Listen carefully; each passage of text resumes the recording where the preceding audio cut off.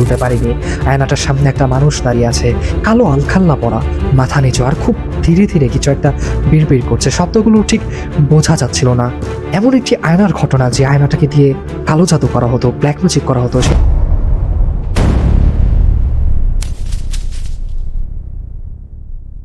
সবাইকে স্বাগতম করছি হন্টার স্টুডিওর আরো একটি এপিসোডে। আশা করছি আপনারা সবাই ভালো আছেন। আমি ইব্রাহিম আছি আপনাদের সাথে।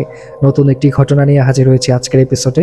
আশা করছি এই ঘটনাটি আপনাদের সবার অনেক বেশি ভালো লাগবে। একটি আয়নাকে নিয়ে ঘটনা, এবং এই আয়নাটাকে নিয়ে বেশ কিছু রহস্য লুকিয়ে আছে। যে ঘটনাটি আপনারা শুনবেন, যে ঘটনাটি আমি আপনাদেরকে পড়ে শোনাবো, যিনি ঘটনাটি পাঠিয়েছেন তাকে আমি বিশেষভাবে ধন্যবাদ দিতে চাই, কারণ তিনি খুব চমৎকারভাবে এই ঘটনাটি লিখেছেন। একটি ইমেল, যে ইমেলটি আমি আপনাদের পড়ে শোনাবো, তিনি খুব চমৎকারভাবে ঘটনাটি লিখেছেন, খুব চমৎকারভাবে ঘটনাটিকে বর্ণনা করেছেন।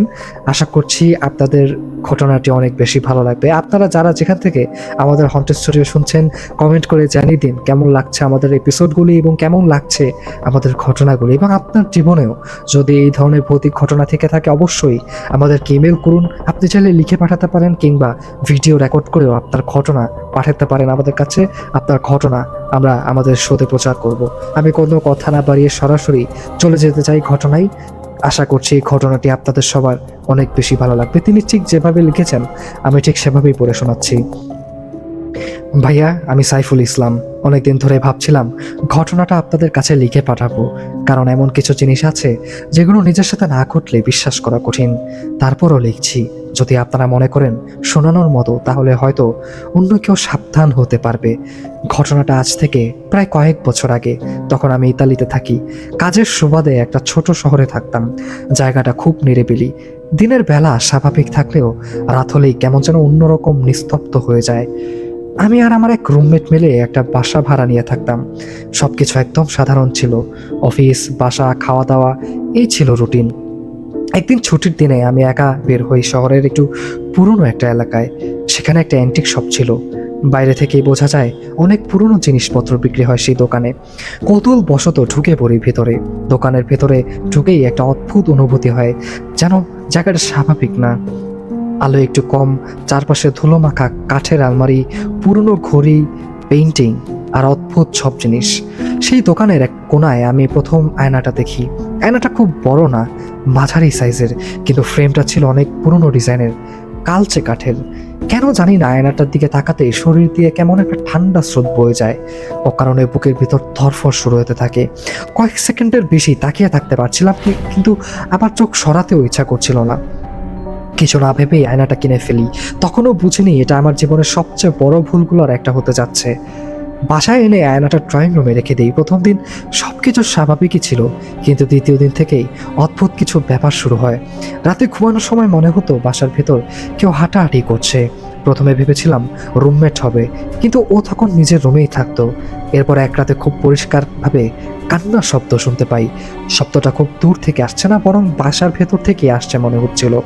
সেই কান্না ছিল অদ্ভুত, মানুষের মতো, আবার পুরোপুরি মানুষেরও না। সেই রাতে আমি রুম থেকে বের হইনি, শুধু চুপচাপ শুয়েছিলাম। দিন যেতে থাকলে ঘটনা বাড়তে থাকে। আয়নাটার সামনে গিয়ে দাঁড়ালেই মনে হতো কেউ আমাকে দেখছে। মাঝে মাঝে চোখের কোণায় কিছু একটা নড়াচড়া করতে দেখতাম, কিন্তু তাকালে কিছুই থাকতো না। একদিন অফিস থেকে অনেক রাত করে বাসায় ফিরি। বাসায় ঢুকে দেখি পুরো ঘর অন্ধকার। সাধারণত আমরা অন্তত একটা লাইট জ্বালিয়ে রাখতাম, কিন্তু সেদিন সব নিভে গিয়েছিল। আমি ধীরে ধীরে ড্রয়িং রুমের দিকে যাই। সেখানে গিয়ে যা দেখি সেটা আমি এখনো ভুলতে পারিনি। আয়নাটার সামনে একটা মানুষ দাঁড়িয়ে আছে, কালো আলখাল্লা পরা, মাথা নিচু, আর খুব ধীরে ধীরে কিছু একটা বিড়বিড় করছে। শব্দগুলো ঠিক বোঝা যাচ্ছিল না, কোনো অচেনা ভাষা মনে হচ্ছিল। পুরো ঘর নিস্তব্ধ, শুধু সেই বিড়বিড় করা শব্দ।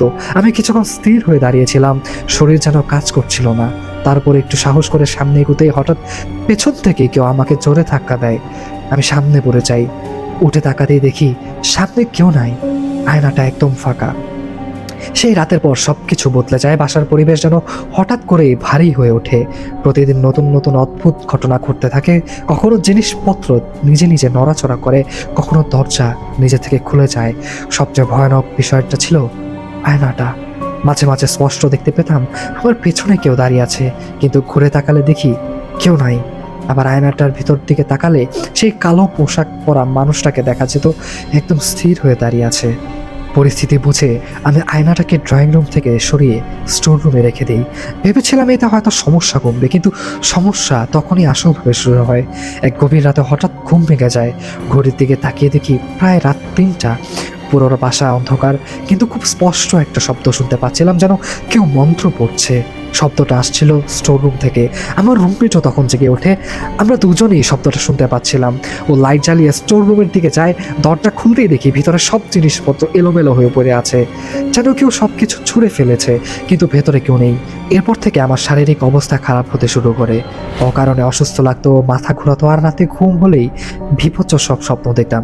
সেই একই মানুষ, সেই কালো আলখেল্লা পরা মানুষ, আর অদ্ভুত সব দৃশ্য যা ভাষায় বোঝানো কঠিন। একদিন বিরক্ত হয়ে সিদ্ধান্ত নেই আয়নাটা ফেলে দেব। বাসা থেকে অনেক দূরে গিয়ে একটা ডাস্টবিনে ফেলে রেখে আসি। কিন্তু পরের দিন সকালে স্টোর রুমে ঢুকে দেখি আয়নাটা আবার সেখানেই রাখা, একই জায়গায়।